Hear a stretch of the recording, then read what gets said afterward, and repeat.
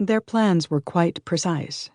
They wouldn't attack women or the elderly, or children like themselves. Their targets, they agreed, would be men in their late teens and early 20s, young men of military age. All this was settled between them before they left the house. Hassan Manasra, 15, took a carving knife from his mother's kitchen, but his cousin Ahmed, 13, couldn't find the long, dagger-like knife he'd intended to use for his weapon. It took him a while, but finally he located it, concealed in a cupboard, where his father had hidden it for safekeeping. The Manasras live in a compound of multifamily homes occupying almost a block in the Jerusalem hillside neighborhood of Beit Hanina. In the shared courtyard, half a dozen bicycles of various sizes are propped against a tree or lie in the dirt by the tall entry gate. 10 brothers and their families share the compound, and the children move fluidly through each other's apartments.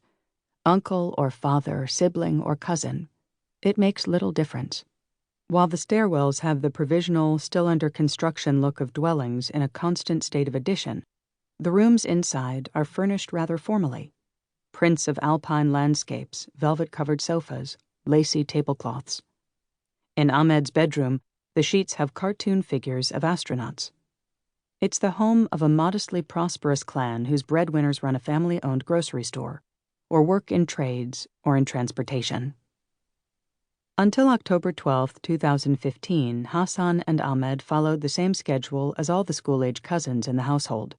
Go to class, come home, eat, change clothes, and then go play in an area that their uncles had cleared for them on the unused land beneath the highway overpass that separates Beit Hanina from the adjacent neighborhood of Pisgat Ze'ev. Sometimes the cousins played soccer, but Hassan and Ahmed particularly enjoyed training for parkour, the gymnastic running discipline that uses urban space as an obstacle course. The concrete pylons and grassy embankments under the highway were ideal for practicing vaults and tumbles.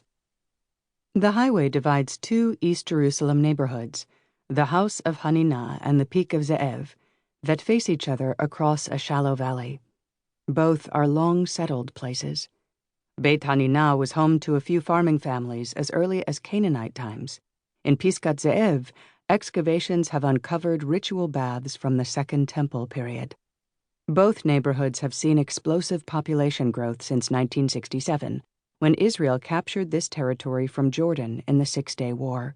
In the years since, their built-up areas have reached out to each other across land that once supported only olive groves and vineyards. Now the busy highway is all that marks the division between the Palestinian neighborhood and the Jewish one. Pisgat Ze'ev is the last stop on the Jerusalem tram line, Beit Hanina the second to last. Residents of the 2 neighborhoods live cheek by jowl, yet they inhabit 2 different worlds.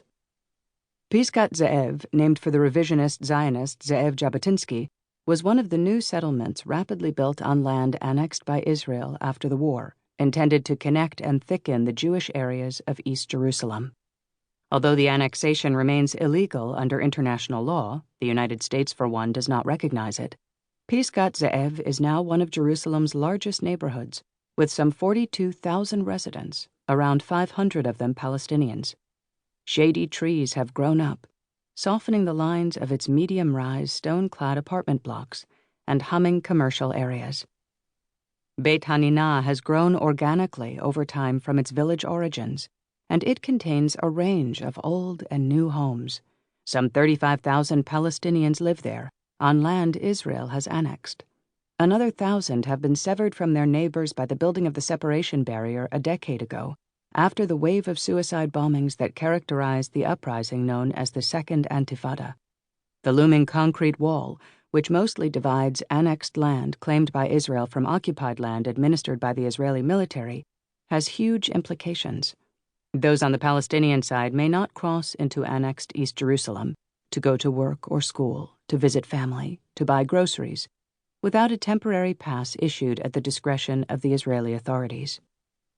On the other side of the barrier, Palestinians have free movement but often face hostility from Jewish hardliners, whose numbers have grown with Israel's tilt to the right in recent years. Residents of Beit Hanina sometimes awake to graffiti messages such as "Death to Arabs" and "Jerusalem for Jews" spray-painted on their homes. Cars have been vandalized and burned,